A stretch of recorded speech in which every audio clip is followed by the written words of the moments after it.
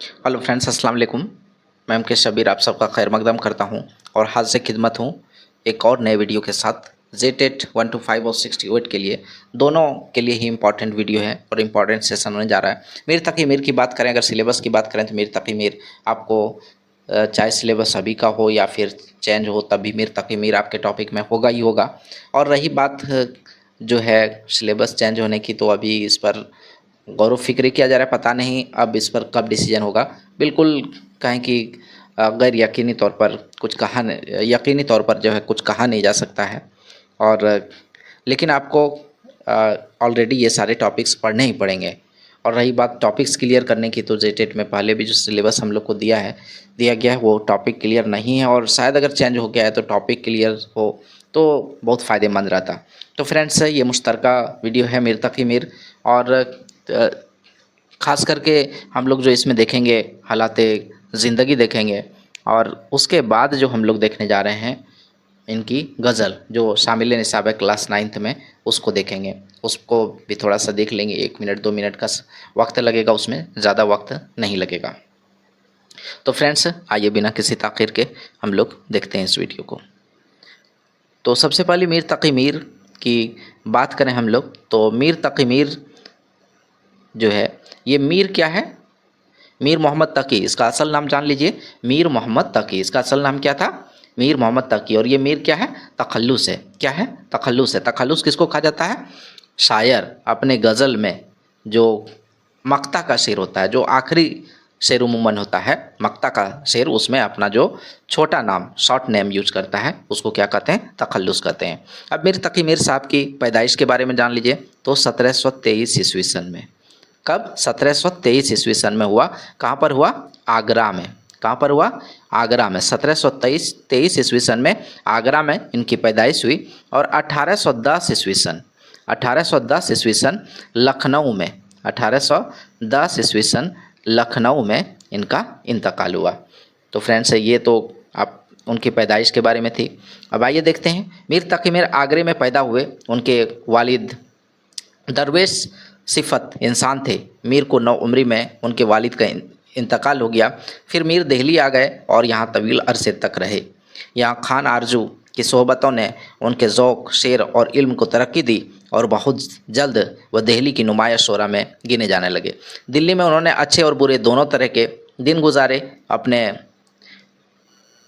मरब्बियों के साथ कुछ वक्त राजपूताने में गुजारा, और बिल आखिर 1782 ईस्वी सन के करीब वो लखनऊ आ गए। कब आ गए लखनऊ? 1782 ईस्वी सन के करीब। याद रखिएगा कि दिल्ली से लखनऊ कब आए? 1782 ईस्वी सन में। नवाब आसिफुद्दौला ने उनको हाथों हाथ लिया। जब दिल्ली से लखनऊ आए मीर तकी मीर साहब, जब दिल्ली से लखनऊ आए तो वहाँ के नवाब कौन थे? आसिफुद्दौला। कौन थे? आसिफुद्दौला। और लखनऊ ही में इनका इंतकाल हुआ। उनके ज़माने से लेकर आज तक तमाम शोरा और नाकदीन ने उनकी शायराना आज़मत का इतराफ़ किया है। उन्हें खुदाए सुखन कहा जाता है। मीर तकी मीर साहब को खुदाए सुखन के नाम से नवाजा गया। याद रखिएगा, खुदाए सुखन किस शायर को कहा जाता है? मीर तकी मीर साहब। और आम तौर पर लोग उन्हें उर्दू का सबसे बड़ा शायर करार देते हैं।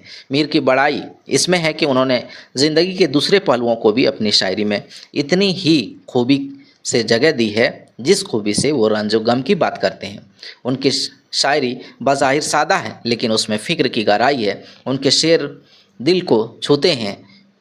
मीर अपनी शायरी में लफ्ज़ों को नए नए रंग से इस्तेमाल करते हैं और अपने कलाम में नए नए मानी पैदा करते हैं। मीर ने हर सिन्फ सुखन में तब आजमाई की है, लेकिन उनका असल मैदान गज़ल और मसनवी है। उर्दू में उनका ज़ख़ीम कुलियात शाये हो चुका है। उन्होंने ज़िक्र मीर के नाम से फ़ारसी ज़बान में आप बीती लिखी और निकातुश शोरा के नाम से और शायरों का तज़किरा लिखा, जिसे उर्दू शोरा का पहला तज़किरा तस्लीम किया जाता है। निकातुश शोरा किसकी लिखी तसनीफ़ है? ये मीर तकी मीर साहब की है, और जिसको उर्दू शोरा का पहला तज़किरा है निकातुश शोरा। उर्दू शोरा, कई शोरा के बारे में उसमें लिखा गया है, तो ये पहला तज़किरा तस्लीम किया जाता है उर्दू शोरा के बारे में। आइए फ्रेंड्स, अब जो शामिल हैं साहब 9th क्लास में उनकी गज़ल है, उस पर गौर करते हैं। अश्क आँखों में कब नहीं आता, अश्क आँखों में कब नहीं आता, लहू आता है जब नहीं आता। होश जाना, होश जाता नहीं रहा लेकिन, होश जाता नहीं रहा लेकिन जब वो आता है तब नहीं आता, सब्र था एक मौनी से हिजरा, सब्र था एक मौनी से हिजरा, सो मुद्दत से अब नहीं आता, दिल से रुखसत हुई कोई ख्वाहिश, दिल से रुखसत हुई कोई ख्वाहिश, अगर ये कुछ बेसबब नहीं आता, जी में क्या क्या है अपने ए हमदम, जी में क्या क्या है अपने ए हमदम, पुरसुख न ताबा लब नहीं आता, दूर बैठा गुबार मीर उससे, दूर बैठा गुबार मीर उससे, इश्क बिन ये अदब नहीं आता, इश्क बिन ये अदब नहीं आता। तो फ्रेंड्स, गज़ल जो है इसलिए आपके लिए इम्पोर्टेंट है कि गज़ल का शेर आपको ये आ सकता है कि किसका है और किस शायर से ताल्लुक़ रखता है, और दूसरी बात ये है कि गज़ल का एक मिसरा दे दिया जाए, दूसरे मिसरे के बारे में आपसे पूछा जा सकता है। तो ये सारा चीज़ आप लोग ज़हन में रखेंगे। और मीर तकी मीर साहब से रिलेटेड जो हम लोग का चैप्टर था ये यहीं पर तमाम होता है। क्लास 9th के शामिल निसाब से मैंने लिया था इसे। तो फ्रेंड्स, इंशाल्लाह ताला जेटेट के लिए नए वीडियो में फिर आज से खिदमत रहूँगा। सी यू अगेन इंशाल्लाह। अल्लाह हाफ़िज़।